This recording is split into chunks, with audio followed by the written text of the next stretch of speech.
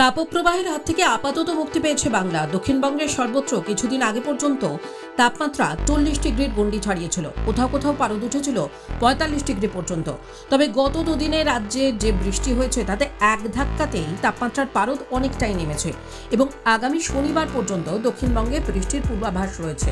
তবে এই মাত্র কয়েকদিনের বৃষ্টিতেই বেশ কিছু বাজ পড়েছে কলকাতায়। বাজ পড়ার সময় ঠিক কি করব আর কি করব না তাই নিয়ে কিন্তু আমাদের মধ্যে প্রশ্ন রয়েছে। বাজ পড়ার সময় আপনি ঠিক কি করবেন আর কি করবেন না, আদৌ কি জানেন সেটা? বজ্রপাতের সময় কি মোবাইল ব্যবহার করে চলেছেন? টিভি, এসি, ফ্রিজের প্লাগ খুলে রেখে দিচ্ছেন? ছাদে উঠে গিয়ে মোবাইল ফোনে কথা বলছেন? আসুন জেনে নেওয়া যাক বাজ পড়ার সময় আমরা ঠিক কি বিষয় মেনে চলবো আর করব না। সোমবার এবং মঙ্গলবারের যে টানা ঝড় বৃষ্টি তাতে কিন্তু শুধুমাত্র কলকাতাতেই 45টি বাজ পড়েছে এবং তাতে প্রাণও গেছে অনেকে। বৃষ্টিতে ভেজার নাম করে বৃষ্টির ছবি তুলতে অনেকে ছাদে উঠে মোবাইল ফোনের ব্যবহার করছেন, কিন্তু সেই মোবাইল ব্যবহার না করার পরামর্শ দিচ্ছেন বিশেষজ্ঞরা। তাদের মতে কোনো ফাঁকা জায়গা থাকলে মাটিতে হাঁটু মুড়ে বসে পড়তে হবে, যাতে আশপাশে কোনো কিছুর থেকে নিজের উচ্চতা বেশি না হয়।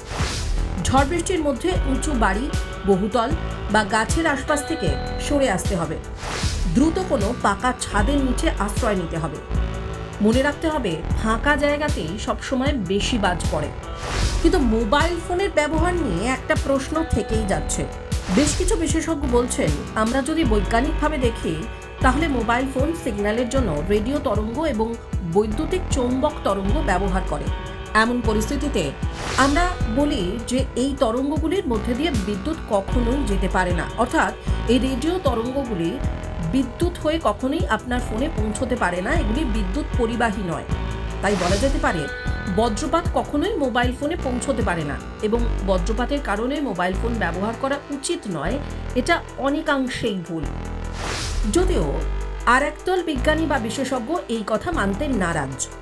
তার কারণ, গত সেপ্টেম্বরে ঝোড়ো হাওয়ার মধ্যে মোবাইলে কথা বলতে ছাদে উঠে বজ্রাঘাতে মৃত্যু হয়েছিল রিজেন্ট পার্কের কৌশিক করের।